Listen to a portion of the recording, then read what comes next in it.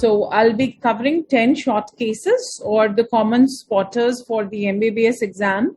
You can get these during your ward living exam and even in your final exams.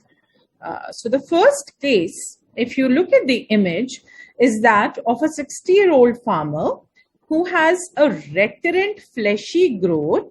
He got it operated also, but it came back, which is associated with poor vision. Now look at this triangular growth, which is coming from the conjunctiva, going over the cornea, and it is on both nasal and temporal sides. It's almost obscuring the visual axis, thus leading to a compromised vision. Now, the cue here is one in the very typical shape, and definitely in the fact that the farmer is exposed to sunlight by virtue of his profession, and therefore it is recurrent. So you can be asked the first question, what is your diagnosis? I'm sure all of you know that it is called as pterygium. It's derived from a Greek word called as pterygion, which means a wing. So these are some other images which show this wing-like pterygium encroaching the cornea from the conjunctiva. If the pterygium is both nasal and temporal, and the apex of both these pterygia, they are opposing each other, then it is called as a kissing pterygium. The pterygium in most of the times is seen nasally. Only in cases where there is a bilateral involvement, or otherwise in just 10% cases do we have a temporal pterygium. Pterygia is more common in males as compared to females because of the outdoor nature of work of most females. Histologically, if we go back to the previous slide, there is basophilic degeneration. So sometimes you can get a clinical picture and even a histopathological picture along with it in your NEET PG, and you have to tell what sort of a degenerative change do you see. It's essentially an elastoid degeneration, which is basophilic in appearance. Now the causes are sunlight, essentially UV light, windy air, dust, therefore seen more commonly near equator or very sunny areas. It's also called as surfer eyes because people who are surfing, they are exposed to UV light while they are in the sunny atmosphere, and therefore it's also called as surface disease. You can be asked one question, what are the other eye diseases which can occur because of UV exposure? So cataracts, macular degeneration, slow blindness, and photokeratitis are other diseases. If the examiner wants to go a step further, they can ask you what are the different types of UV rays. So you have UVA, UVB, and UVC. Now UVC is the most harmful of them, even with the short exposure. So snow blindness and photokeratitis are more likely to be caused by UVC, while cataracts and macular degeneration result because of a component of UVA and UVB rays. So this is also something that can be asked either as a viva question or in your MCQs. Now, you have that patient, and if I tell you to grade the amount of pterygium he has, because it is the grading which makes you decide what sort of an action you would like to take for that entity. Therefore, you have to be thorough with the grading of any entity that you are dealing with. So for pterygia, you can grade it into mild, moderate, and severe. Mild means that there is minimum invasion of the cornea. There is a thin translucent growth of conjunctiva, and there are very thin vessels in this conjunctival triangular growth, as you can see in the topmost picture. Moderate means there is a moderately thick pannus.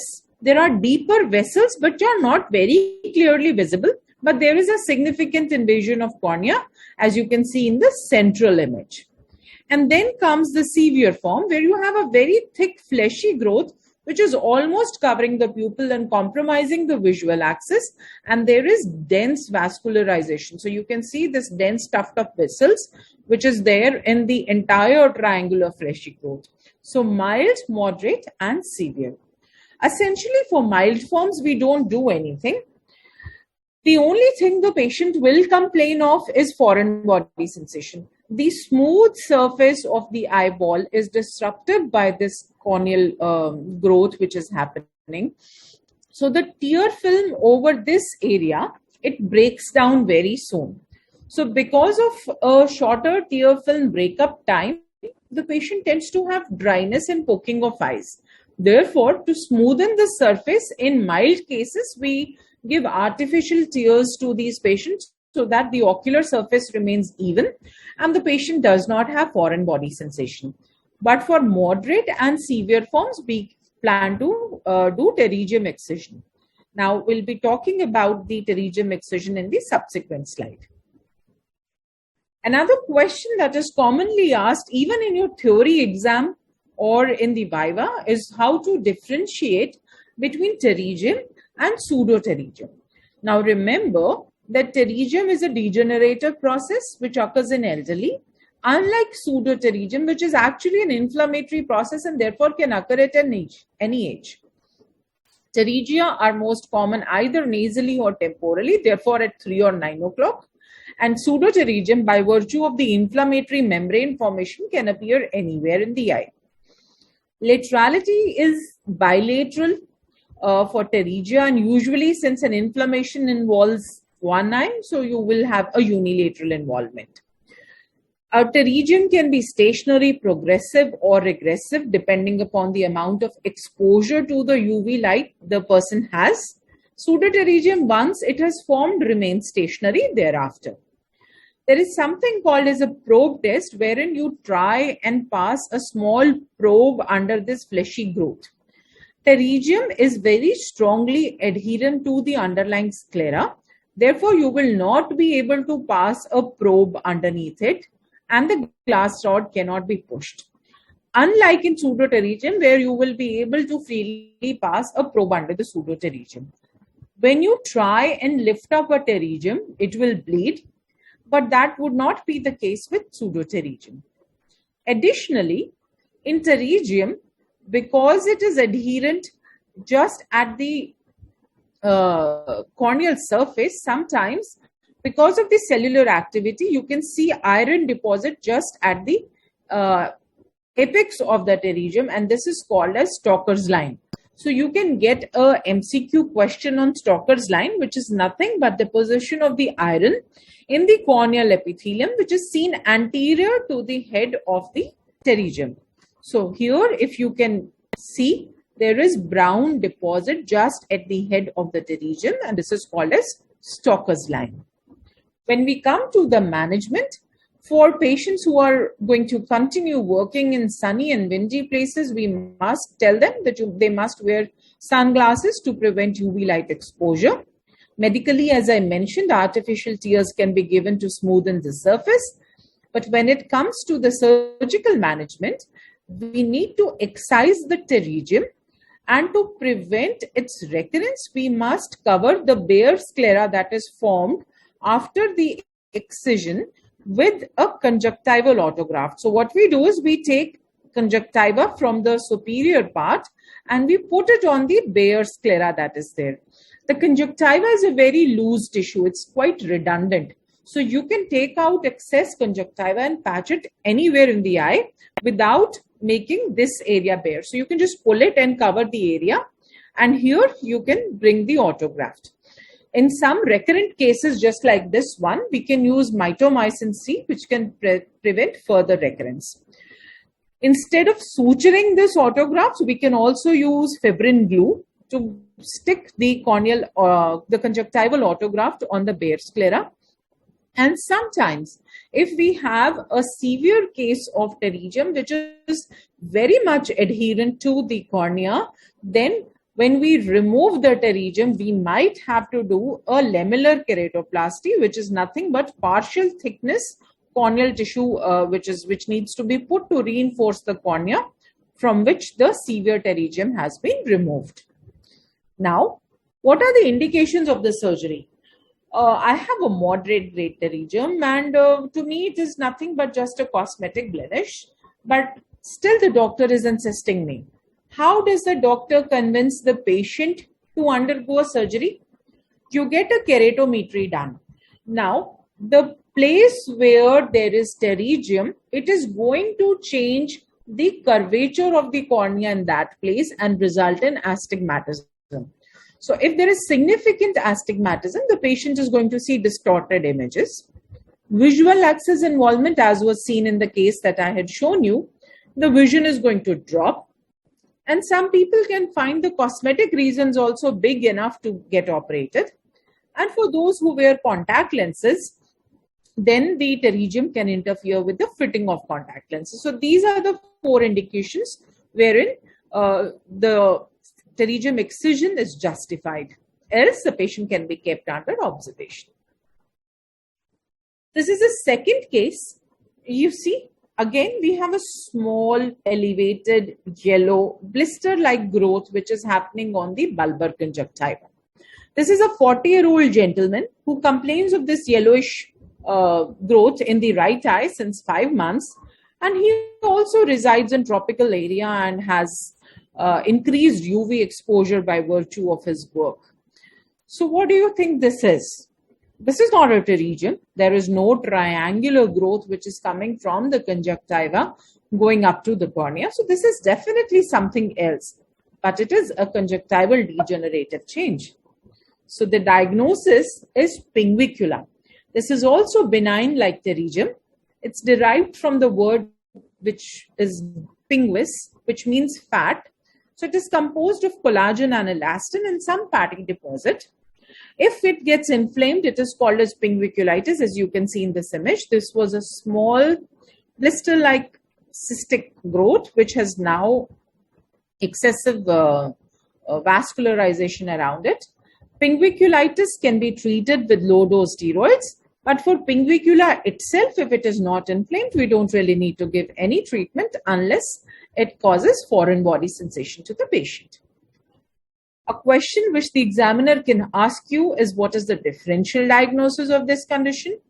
So the most common one is pterygium, but you tell that since pterygium encroaches the cornea, even if it is in early stage, you will definitely find a pterygium encroaching at least the limbus. So pterygium is one. Then there is an entity called as phyllectin. This is a phyllectin, but a phyllectin always has a leash of blood vessels going up to the center. So in pterygium, if we go back, there was no leash of blood vessels here. Otherwise, it would have come straight into the center. So this is not a phyllectin. Then this is for your reference. This is a pinguecula. This is a phyllectin. This is the pterygium. Or you can have a nodular episcleritis. If you remember in one of the lectures in the past, we have talked about episcleritis.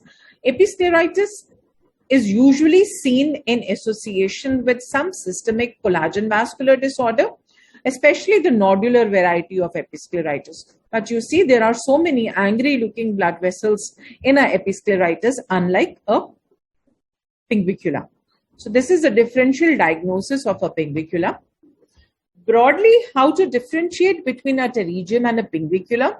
Pterygium, as I mentioned earlier, is a triangular mass that extends up to the cornea, unlike a pinguecula, which is a yellowish elevated bump or a patch that does not go across the cornea. Rather, it stays way away from it. By virtue of its encroaching the visual axis, pterygium may interfere with vision, but the benign partner pinguecula doesn't do that. Pterygia, since it is bigger, is more likely to cause irritation or cosmetic blemish, unlike a pinguecula. Although both are conjunctival growths, they may cause actinic irritation, and if there is repeated trauma to the eye, they can definitely become recurrent, and especially if the windy or the dry weather conditions persist and the patient does not take precautions in the form of wearing sunglasses or preventing direct exposure of their eye to sunlight, then again they can become recurrent. Usually for pinguecula, treatment is not necessary, but pterygium, once it grows further, requires resection. These were elevated growths. What about a depressed one? So Delin is a depressed entity. If you see here, this is the beam on the cornea. If you see, this beam becomes thin in this crater-like area. So Delin is an area of corneal thinning secondary to drying because the area adjacent to it is elevated.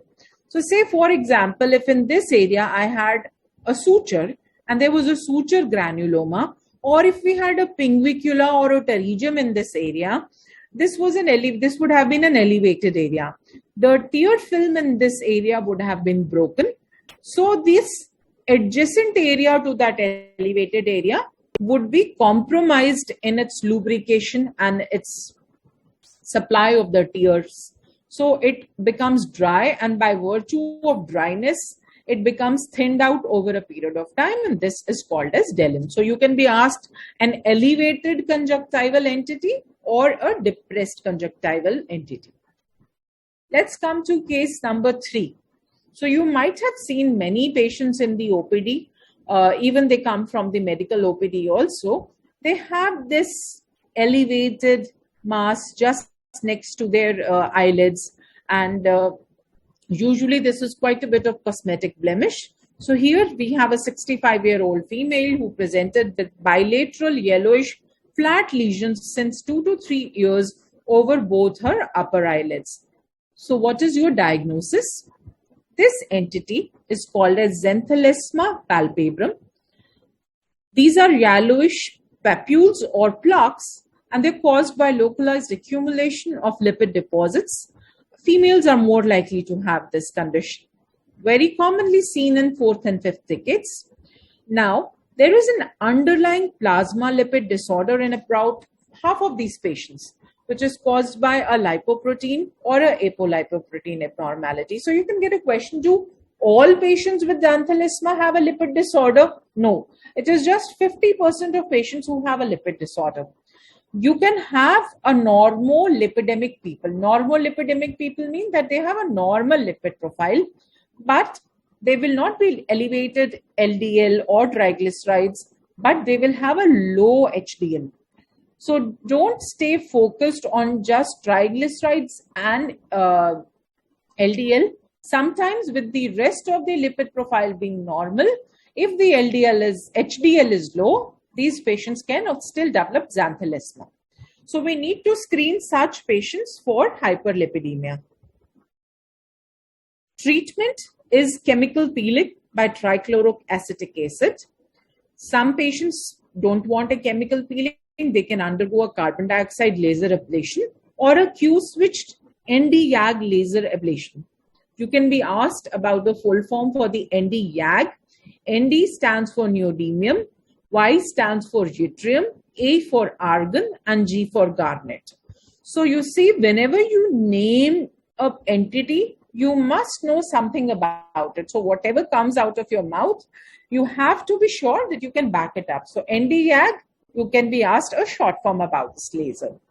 But if these papules are large, then we can do a surgical excision of these papules. And it's important to tell the patient that they have to make certain lifestyle changes in the form of some dietary restrictions, and sometimes pharmacological reduction of lipids is needed by virtue of medication. So an endocrinology consultation is also mandated if the lipid profile is very much deranged. Let's come to this short case number 4. So we have a young boy about 17 years old who presented to us with the right eye upper lid swelling, which is pea-like, and this mass is strongly adherent to the skin. So pea-shaped, non-tender swelling over the right upper lid. What is the diagnosis? Well, it's a chalazion. It's a hard, immobile, painless, roundish pea-shaped lump beneath the skin. It's nothing but a localized lipogranulomatous inflammation of the sebaceous glands. Usually in younger individuals, you can have crops. When we say crops, it means you have one here, the other one coming here. This resolves, this comes, this resolves, then you develop something on the lower eyelid. So they can keep on coming and going. And it's quite common in patients who have recurrent Myobromian gland disorder or recurrent dandruff, which keeps falling on their eyelashes. So there is a inflammatory focus at the eyelid margin, which makes people to rub their eye often. So whatever microbes are there on your hand. By virtue of rubbing, you are transferring them to your eyelids, so making them prone to infection and therefore recurrence of conditions like chalazion and the subsequent short case that I would be sharing with you. If you have a very large chalazion, it can produce pain by distension of the sensory nerve endings. Otherwise, small chalazion are usually painless. Now, how does something which is present on the eyelid result in poor vision? So if you have an upper lid chalazion, if it's like big in size, it can press on the cornea because it is pressing on the lid and the lid is pressing on the cornea, and that can change the curvature of the cornea. And by virtue of this curvatural change, it can induce against the rule astigmatism or oblique astigmatism, thus producing poor vision. So you can get an MCQ. What is the type of astigmatism that results because of a large upper lid chalazion? So the answer would be against the rule astigmatism. Now, how will you conservatively manage a patient of chalazion? So warm soaks applied with either cotton or hand towel can be given for 5 minutes.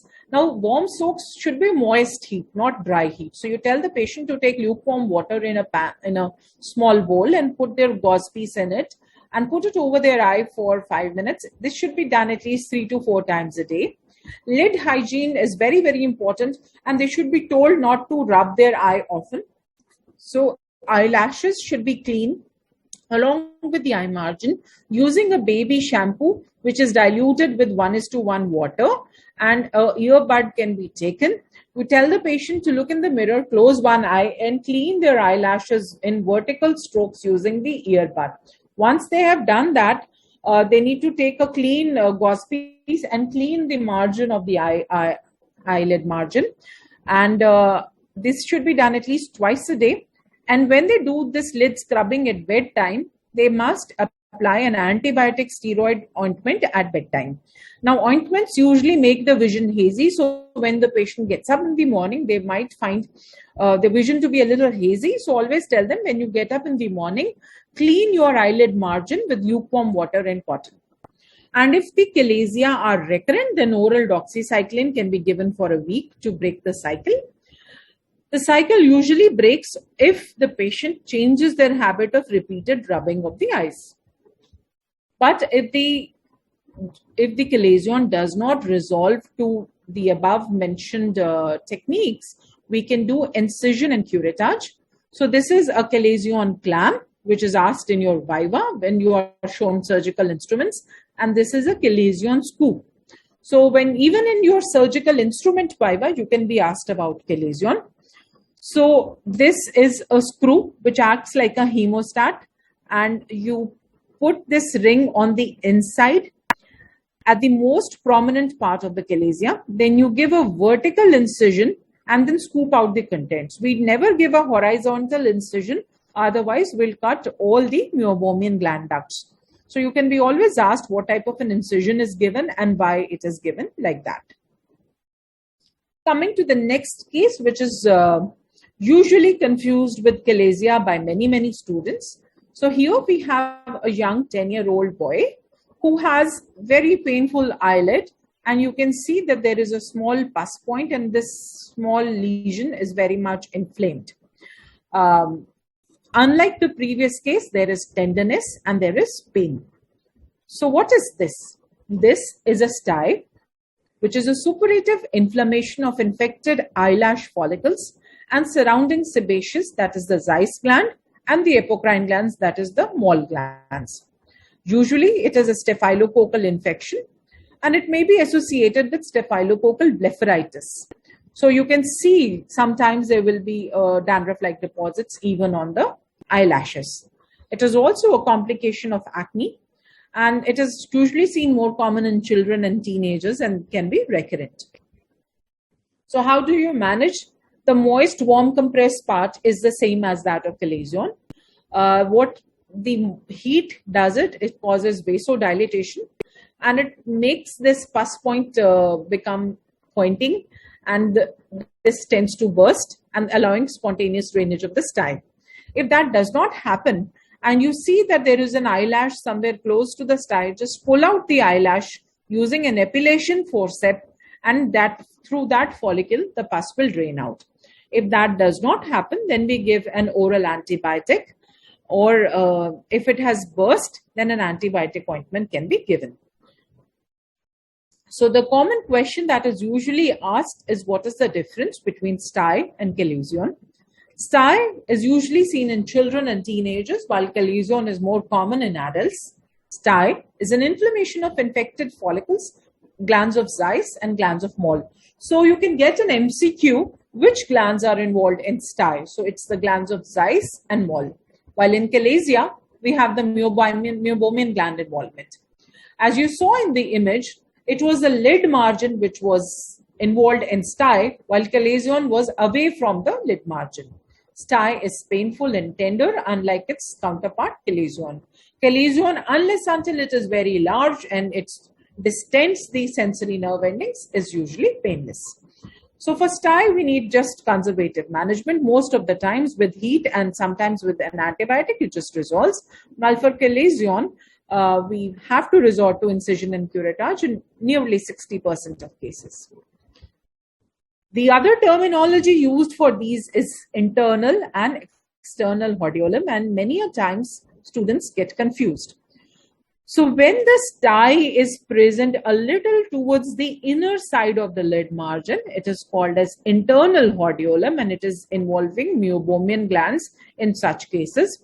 When it is on the external side, closer to the lid margin, it is called as external hordeolum. It is involving Zeiss gland in these conditions.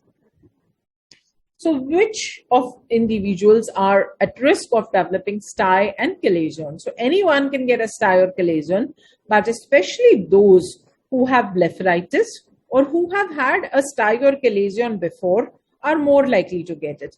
People with seborrheic dermatitis or acne are also likely to get it. And diabetics, by virtue of their uncontrolled sugars or other medical issues, can develop stye, and stye in such patients is usually recurrent and a little refractory to treatment. Which other pathogen may be associated with chalazion?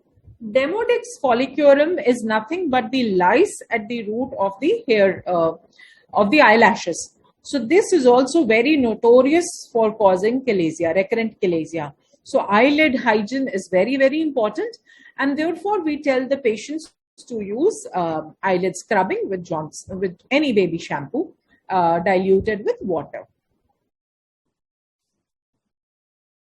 I'm presenting cases which are related to each other. So we talked about chalazion, we talked about stye, but here we mentioned blepharitis. So here we have a patient who has this scruffy deposit at the base of the eyelashes, and here you can see that there is a crust also formed. So this is a 15-year-old girl complaining of scruffy deposits on lid margin, which is quite itchy, causing foreign body sensation, and she also has acne. So the diagnosis is anterior seborrheic blepharitis. There is usually flaking and scaling of the skin, including the eyelids. Most commonly, these patients have dandruff and acne. The usual pathogen is Staphylococcus.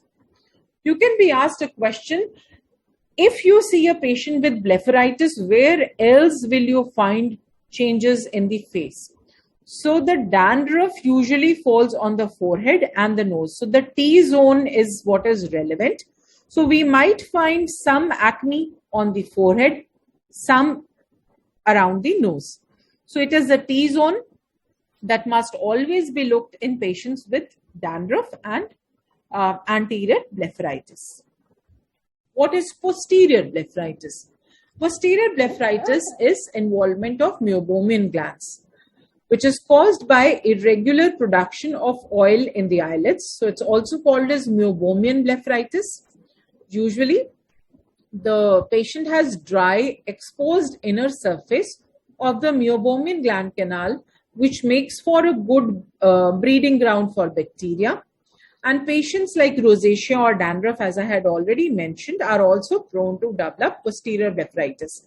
In posterior blepharitis, the inner border of the eyelid is inflamed. So instead of having a sharp border of the inner margin of the eyelid, you will see rounding of the eyelid because of constant inflammation of that area.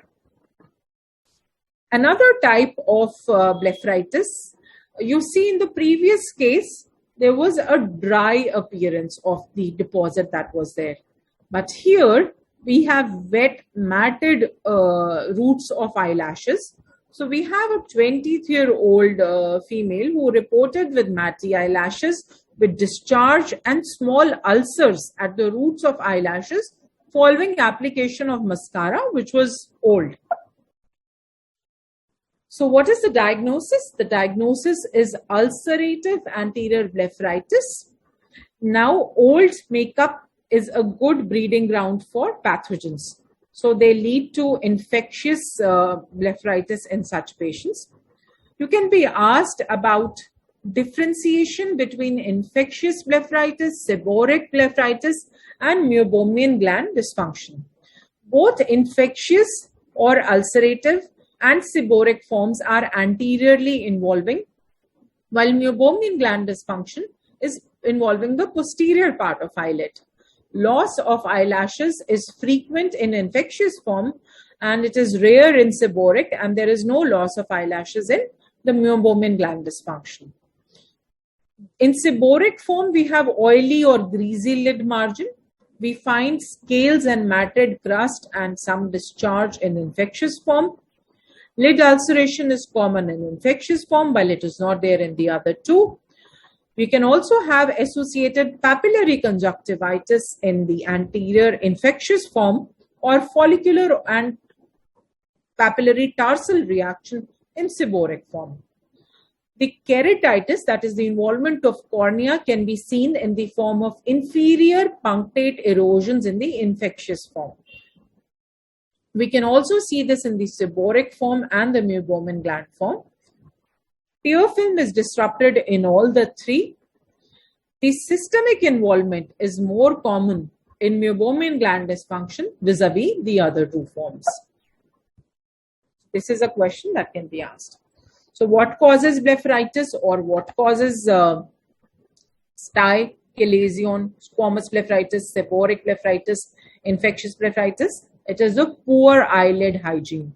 Repeated rubbing of the eyelids brings pathogens from the tips of the fingertips to the lid margin. Occupational exposure to dirty or dry, dusty environment. Computer eye strain. We are looking at the computer screens. We forget to blink our eyes and the eyes become strained. And to relieve the strain, most of us, we rub our eyes and thus transfer microbes from hands to the eyes. Contact lenses, poor cleaning of the contact lenses and contact lens cases, and using of old eye makeup.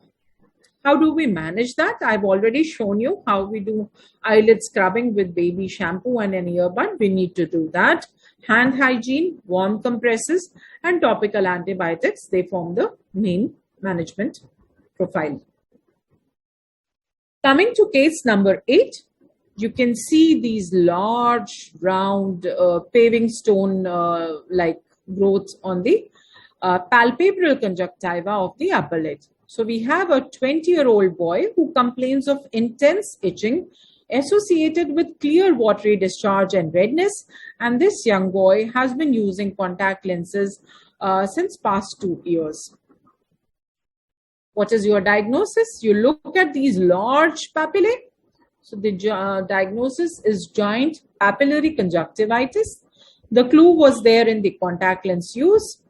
Giant papillary conjunctivitis, or GPC, is quite common in patients who use soft contact lenses vis-a-vis hard contact lenses. If somebody has exposed sutures or they have an ocular prosthesis in the eye, they can also get giant papillary conjunctivitis. Usually, the size of the papillae is more than 0.3 millimeters to be labeled as giant papillae. They are more commonly seen on superior tarsal conjunctiva. They are caused by mechanical trauma and hypersensitivity to contact lens or any other material that is adherent to contact lens. You can be asked a question, what is the difference between papillae and follicles? Papillae are non-specific and less diagnostic as compared to follicles. They are nothing but conjunctival epithelial hyperplasia, but they have a central vascular core. So you see there is a central vessel, and on that you have a tabletop like epithelial hyperplasia. They are surrounded by edema and inflammatory cells, and two papillae are separated by a fibrous septa. Follicles, on the other hand, are more specific. They give you the appearance of boiled sago grains.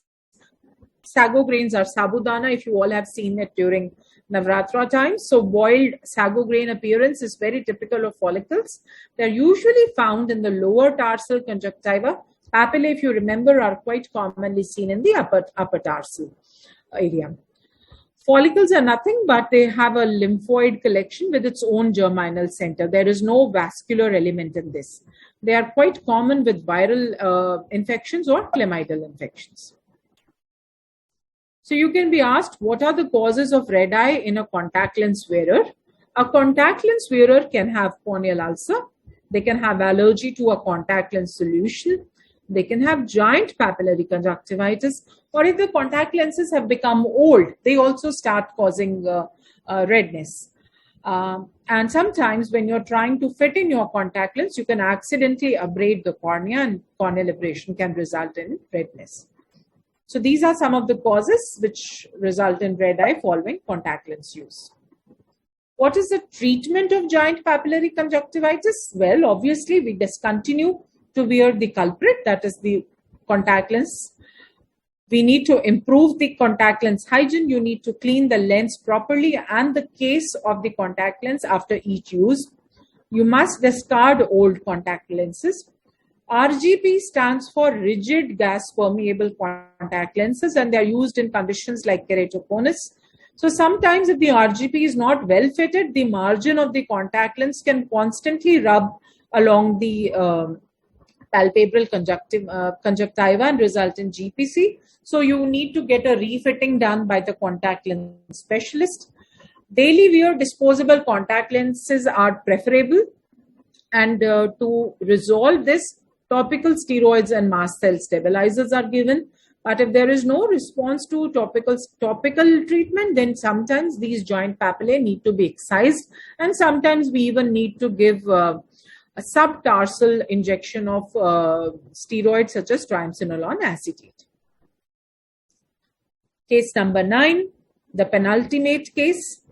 14-year-old boy was playing cricket, received the injury, has marked drop in vision, and once they are examined, you see no details but only blood in the anterior chamber. So what is the diagnosis? This is called as traumatic hyphema. It is following blunt anterior segment trauma, in our case with the cricket ball. There is a compressive force to the globe which can result in injury to the iris. So the iris vasculature gets disrupted, and therefore bleeding happens from the major arcade of the iris. There can be disruption of the ciliary body. There can be disruption of the trabecular meshwork and their associated vasculature, and that contributes to the blood in the anterior chamber. The shearing force from the injury can tear these blood vessels and result in accumulation of red blood cells. So what are the pertinent questions that you need to ask a patient who presents with traumatic hyphema? When did the injury occur? Now, why is it important? Because usually after 24 to 48 hours of hyphema, there is a chance of rebleed. So if you're seeing a patient 1 day after the injury, there are more chances that there is going to be fresh bleed upon the blood that is already there. So we need to know the time of the injury. Are there any systemic injuries? Do you or any of your family members have a medical history of a bleeding disorder or sickle cell disease? Because it becomes very difficult to control rebleeds in patients who have sickle cell disorder. And if there is any anticoagulant which the patient is taking. So the drugs like aspirin or non-steroidal anti-inflammatory drugs or Coumadin or alcohol, they have a detrimental effect on hyphema. So, we have to be very particular as regards stopping these drugs. It's important to grade any entity, as I mentioned during the first case, so that you can manage them properly. So hyphema has different grades. Grade 4 is what we saw in our case when there is full chamber hyphema. Grade 3 is when there is blood over the topmost margin of the pupil. Grade 2 is there is blood which is just encroaching the pupil, but you can still have some RBCs floating up to the middle of the pupil. And at grade 1, either you can have below the inferior margin of the pupil or even lesser than that. 8-wall hyphema is when this blood stays there and there is more bleed and it changes color to a deep scarlet color, which is called as 8-wall hyphema, because in snooker, wall number 8 is scarlet red in color. So that is why the simile of 8-wall hyphema. Now, when you have a total hyphema, there is blood in the entire anterior chamber, we need to address this very immediately. Otherwise, this blood will cause blood staining of the endothelium of the cornea, and then whatever you may do, the corneal stain will not go and you will have to take up this patient for keratoplasty. What is microscopic hyphema? Sometimes you don't have a set margin of the blood, but you have erythrocytes or RBCs floating in the aqueous, which you can see on a slit lamp. So this is called as microscopic hyphema. Now, how to evaluate a patient with grade 4 hyphema? Because there is blood everywhere, you cannot see behind it. So what do? You do an ultrasound B scan to see the position of the lens, the status of the retina, whether there is any retinal detachment, to diagnose any posterior rupture site in the globe, and to assess for any intraocular foreign body, you need to do an ultrasound. What are the other anterior segment structures that may get torn in response to a blunt ocular injury? So you can have a central iris tear in the form of sphincter tear. The peripheral iris can get detached from its root and it is called as iridodylisis.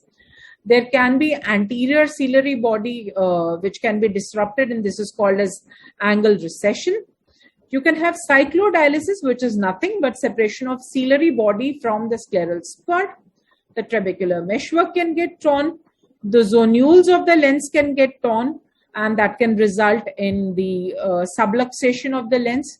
Sometimes the entire lens can get dislocated into the vitreous cavity, and retina can also have breaks or tears, or it can get detached from its root from the ora serrata, and this is called as retinal dialysis. So much can go wrong. For traumatic hyphema, usually when the patient presents to us, we tell them to do head-end elevation when they are lying down and to elevate their head with a pillow so that the blood does not touch the cornea. There is also a discontinuation of antiplatelet and anticoagulant medication that is suggested to the patient. They are advised not to exert, otherwise chances of rebleed are there. All this blood will cause inflammation in the eye, and so to address that, we give topical steroids and cycloplegics such as atropine. This blood, these RBCs are going to block the trabecular meshwork. Therefore, the aqueous outflow will get compromised and the intraocular pressure will rise. So we need to give topical anti-glaucoma medications to these patients. Now, what other conditions can result in hyphema? There is no trauma, but still there is hyphema. That can be because of neovascularization, or there are certain inflammatory conditions such as herpetic uveitis or Fuchs heterochromic uveitis. This can come as MCQ. We can have certain neoplasms or tumors like melanoma of iris or ciliary body, or pediatric retinoblastoma, which can present as hyphema. After a laser in the eye, sometimes there can be a bleed, and certain vascular anomalies like juvenile xanthogranuloma can also present with hyphema. So this can come as a short note, and it can also come as an MCQ. In patients with sickle cell disease, which anti-glaucoma drug would you like to avoid? So carbonic anhydrase inhibitors, particularly acetazolamide, they increase the concentration of ascorbic acid in the aqueous, which results in reduced pH and increased sickling in the anterior chamber. Therefore, if your patient has sickle cell, we avoid giving them acetazolamide. The other carbonic anhydrase inhibitor, which is taken orally, is methazolamide, although it is not available in India. This is the last case for the day. So you have a 25-year-old male who complains of redness, which is associated with watering. You see a pink eye, but there is no discharge here in the right eye of 3 days duration. And because of this redness, there is slight swelling of the eyelids. You see the right eye is less open as compared to the left eye. And 15 days back, his father also had a similar picture. So it seems that this entity is contagious. He got it from the family. What is your diagnosis? Now, there was not too much of discharge, so it's viral conjunctivitis. Bacterial conjunctivitis usually is very symptomatic. You would have seen a lot of purulent discharge. Viral conjunctivitis usually has a mucoid discharge. So it's quite watery and the eye is quite pink. Since it is contagious, it's possibly because of an epidemic keratoconjunctivitis. The incubation period is around 4 to 10 days. Therefore, this kid got it 15 days after his father. It's acute in onset. Sometimes preauricular lymph nodes can be involved. The second eye involvement is there in 60% of the cases, but the second eye involvement is usually mild. So we tell them that whenever they're putting drugs in the other eye also, they must use separate bottles for right and left eye. Otherwise, there will be transference of microbes from one to the other eye.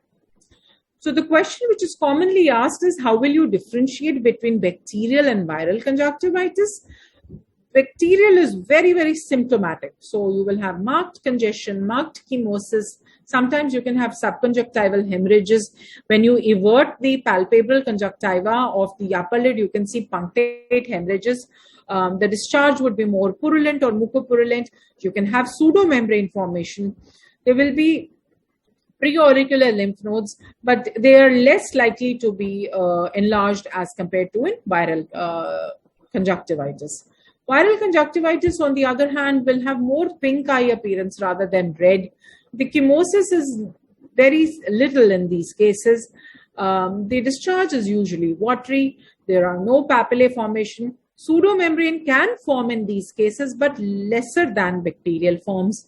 But preauricular lymphadenopathy is quite prominent. So if you just tell the patient to feel in front of the tragus of their ear, you can palpate a prominent lymph node in most cases.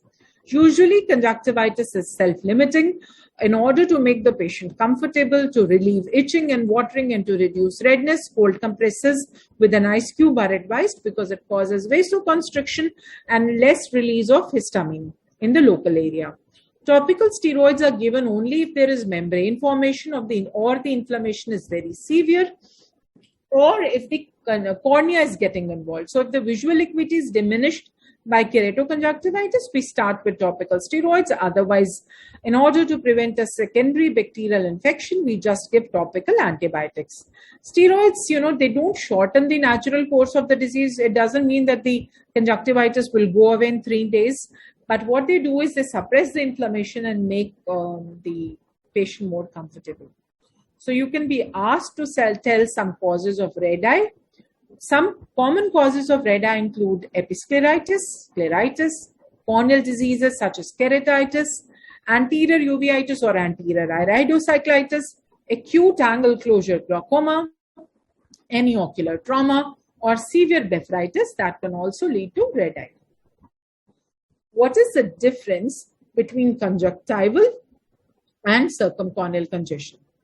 Now, conjunctival congestion is more marked in phonesis, unlike its counterpart, which is more marked around the limbus. Circumciliary or circumcorneal, it is just around the limbus. So the pathology is more likely to be either in the uveal tract or in the cornea. Conjunctival congestion usually has a much brighter red color as compared to the dull red color of the CCC. The arrangement of blood vessels is more superficial and branching in conjunctival congestion, while it's deep and radiating in the CCC. Since they are more superficial, they immediately blanch, but circumciliary congestion, it does not blanch. The congested vessels of the conjunctiva, they move when you try and move it with an earbud, which is soaked in paratene or the proparacaine. But the congested vessels of circumciliary congestion, they are immobile. When the vessels are moved with mechanical squeezing, the vessels, they fill slowly from the fornix towards the limbus. So filling happens from the fornix towards the limbus in conjunctival congestion.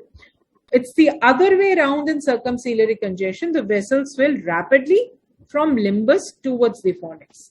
So these are the common differences, and this is a quite common question which can be asked as a short note in your theory exam or during your viva. Name some drugs that can cause redness of eyes. So this is usually called toxic conjunctivitis, which is drug-induced. So aminoglycosides, some sulfa medications, atropine eye drop, some antibiotics like neomycin, epinephrine agents, apraclonidine, pilocarpine eye drop, or any ophthalmic medication which has preservatives in the form of benzyl alkylonium chloride or BAC, they are notorious for causing redness of eyes. Why do we get red eyes after watching too much of TV or having too much of computer screen time? This is called as digital eye strain, and that happens because of reduced blink rate or evaporative dry eye. So to prevent this digital eye strain, we need to take a 20-second break from the screen after every 20 minutes and look at something to relieve your muscles that are converging the eye by looking at something which is 20 feet away. 20-second break after 20 minutes, looking at 20 feet away. So the take-home message after this short presentation of 10 common short cases is that you need to be thorough with signs and symptoms, with the examination technique, with the differential diagnosis, with the drugs that you are giving to treat the entity that you are talking about, the percentage of the drugs, the dosage of the drugs, the surgical management, and any ancillary management. If you describe a case in this step-by-step fashion, I am sure you will pass with flying colors, and you will also be able to satisfy your patients to the very best. So now we will take up the questions that we have.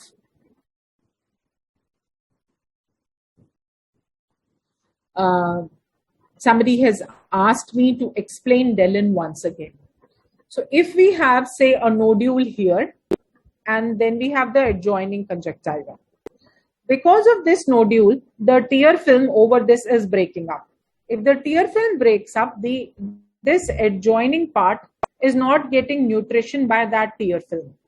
So since it is devoid of nutritional supply by the tear film, the area which is adjacent to anything that is elevated, this flat area, there you will slowly get loss of the epithelial component. So there becomes thinning of the cornea in that area, and that thinning leads to a depression or a crater formation, which is called as Delin. Ma'am, can you explain uveitis? So uveitis can be divided into three parts. Uvea is basically composed of iris, ciliary body, and choroid. So uveitis, anterior uveitis is also called as anterior iridocyclitis. Then we have intermediate uveitis, which is involving the pars plana region. And then we have the posterior uveitis or posterior scleritis for that matter. So you can have either the inflammation of iris or the inflammation of ciliary body, or if you have both iris and ciliary body inflamed, it is called as iridocyclitis. So iritis, cyclitis, iridocyclitis, and intermediate uveitis, which is involving the inflammation of pars plana, also called as pars planitis.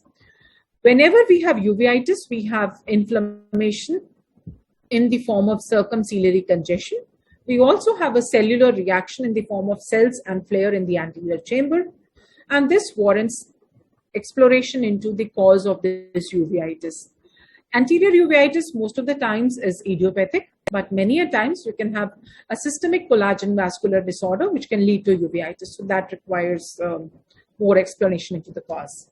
If you want, we can take up uveitis in one of the webinars.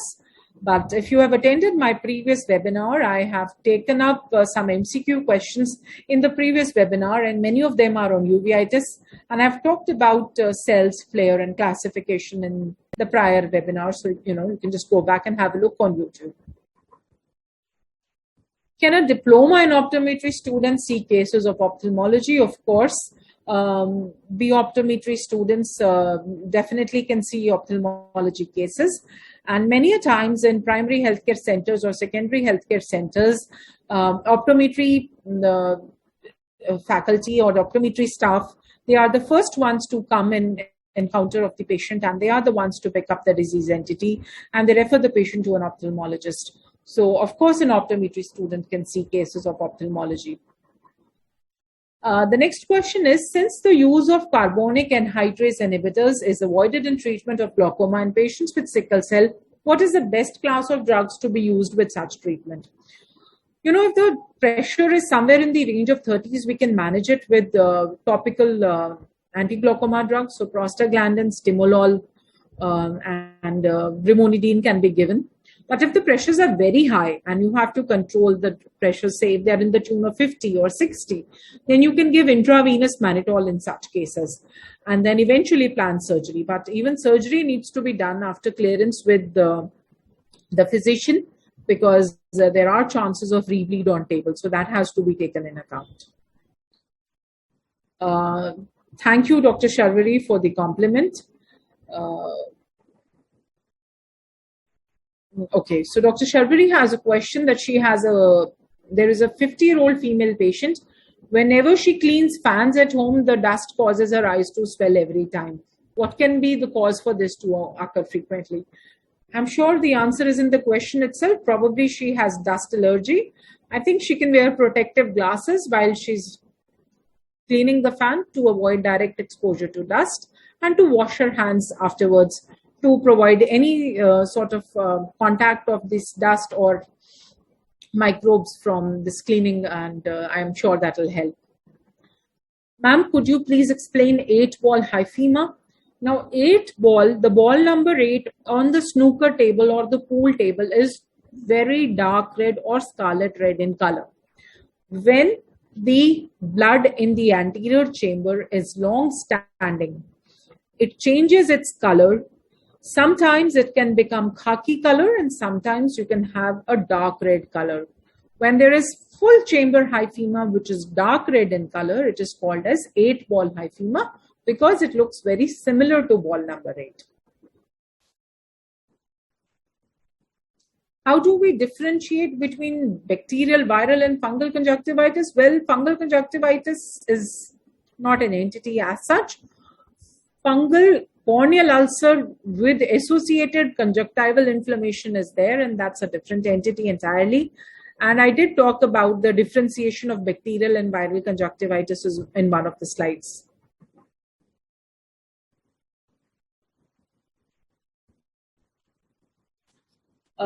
There is a question by Dr. Sharvari again that whenever she goes for rounds and clinical examination in medicine OPD, after returning home, the eyes become red.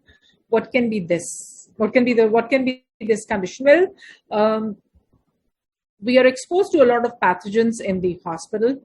And so first thing I would say is that you need to clean your hands after you get back. Frequent hand washing in workplace, especially in hospitals, prevents a lot of allergic responses and a lot of infection to the eye. Having said that, you might have an allergic conjunctivitis if it is recurrent in that area. There might be something that is an irritant in that area, and sometimes repeated sanitizer use or repeated use of disinfectants on the surfaces in the hospital also can act as an irritant to the eye. So what you can do is you can definitely avoid direct exposure to the surfaces in these areas, and you can probably put some artificial tears to soothe out the redness in your eye. And cold compresses always help in such cases in reducing redness. About macular edema, we will take that up when we discuss macular edema. Yes, letinoprost can be given in patients with traumatic hyphema, but the chances of them working initially would be less because letinoprost works by aqueous outflow pathway. Now, if your aqueous outflow pathway is blocked with blood cells, the RBCs, the letinoprost will not have a way to work. So first we have to give steroids, topical steroids in patients with traumatic hyphema to take care of the inflammation that these blood cells are causing. The trabeculitis needs to be addressed. The head end is to be elevated. Cycloplegics are to be given. And once the pressure is low with the systemic oral anti-glaucoma drugs, then only topical anti-glaucoma drugs will start affecting. Blanching means if something is red and you press it, the color goes away. So, it was red earlier and you put a drug, it just fades out and it becomes white again.